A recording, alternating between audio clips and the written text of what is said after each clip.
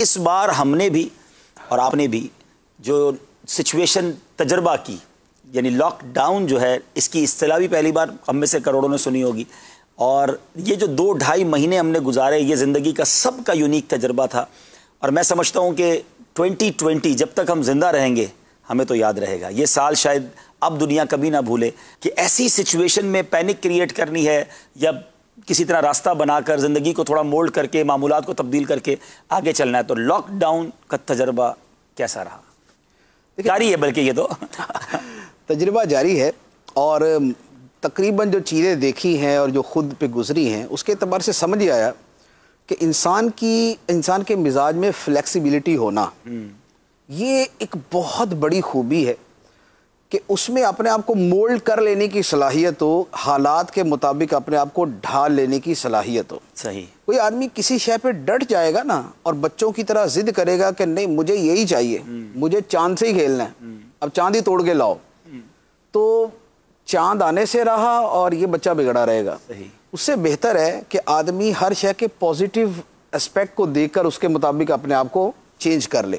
ایک حدیث مبارک ہے، نبی پاک علیہ السلام نے فرمایا کہ مومن کا معاملہ خیر ہی خیر ہے، اگر اسے نعمت پہنچے تو شکر کرتا ہے اور مصیبت پہنچے تو صبر کرتا ہے۔ میری بات یہ ہوئی کہ دونوں کے اندر ہی جو پازیٹیو پہلو تھا اس نے اسی کو اختیار کیا۔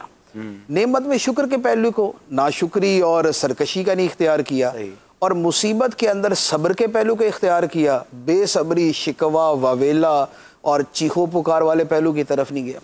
تو پازیٹیو تھنکنگ جو ہے نا وہ بندے کو یہ آدمی کو بہت کام آتی ہے۔ طبیعت میں فلیکسیبلٹی ہو، پازیٹیو تھنکنگ ہو اور کریٹیو مائنڈ ہو، کہ آدمی سچویشن کے اندر کسی سوچنے سمجھنے کی صلاحیت رکھتا ہو۔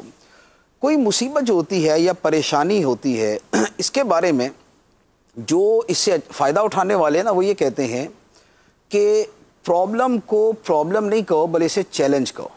نمبر 1، جب چیلنج کہتے ہیں تو انسان کی فطرت ہے مقابلہ کرنے کی۔ صحیح۔ انسان کہتا ہے مجھے اس سے مقابلہ کرنا ہے۔ ایک پرابلم کا لفظ ڈپریس کرتا ہے، چیلنج کا لفظ موٹیویٹ کرتا ہے۔ صحیح فرمایا۔ ٹھیک ہے، ایک بات۔ دوسری بات یہ ہے کہ مصیبت کا بارے میں کہا جاتا ہے کہ دے آر اسٹیپنگ سٹونز، کہ یہ کسی پانی میں یا کوئی جوہر میں یہ رکھے ہوئے وہ پتھر ہیں کہ جن پہ آدمی پاؤں رکھ کے پار گزرتا ہے۔ واہ واہ واہ، سبحان اللہ۔ یہ پتھر جو ہے یہ آپ کو اس کیچڑ میں گرانے کے لیے نہیں ہے، یہ اسے گزارنے کے لیے ہے۔ تو یہ مصیبتیں اور یہ جو حالات ہوتے ہیں یہ سٹیپنگ سٹونز ہوتے ہیں۔ اب جو ان کو اسی انداز میں لے گا وہ پار کر جائے گا، اور جو اسے پاؤں کی ٹھوکر ہی سمجھے گا وہ اسے ٹھوکر ہی کھائے گا۔ صحیح۔ تو یا ٹھوکر کھا لیں اور یا پاؤں رکھ کے گزر جائیں۔ واہ۔ تو جو موجودہ حالات ہیں اس میں بھی دونوں طرح کے رویے ہی سامنے آئے، لیکن چونکہ لوگوں کی اکثریت تربیت یافتہ نہیں ہے اور اس طرح کی سوچ نہیں ہے، تو زیادہ تر نے تو اس کو مصیبت ہی سمجھا اور اس سے نقصان ہی اٹھایا۔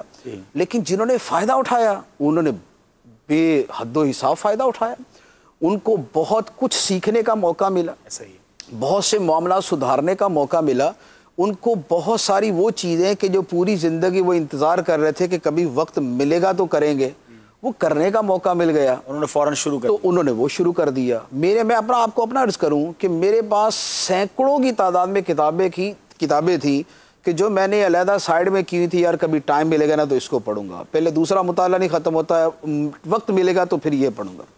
اب موقع مل گیا، موقع مل گیا تو اس کے بعد پھر آپ تھے اور کتابیں، ہم تھے اور کتابیں تھی، اور بس چل پڑھتے رہے۔ اور ماشاءاللہ میں الحمدللہ میں کہوں گا کہ میں نے شاید کوئی اسی ڈیوریشن کے اندر 200 سے زیادہ کتابیں پڑھی ہوں گی۔ اللہ اکبر، 200 کتابیں پڑھ لی؟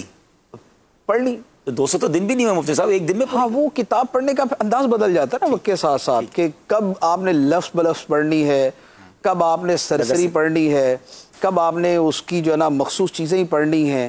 تو ابھی جو فیز ہوتا ہے نا وہ یہ ہوتا ہے کہ انڈیکس دیکھ کے، فہرست دیکھ کے اس پہ دیکھ لیتا ہوں کیا چیز پڑھی ہے کیا نہیں پڑھی ہوئی۔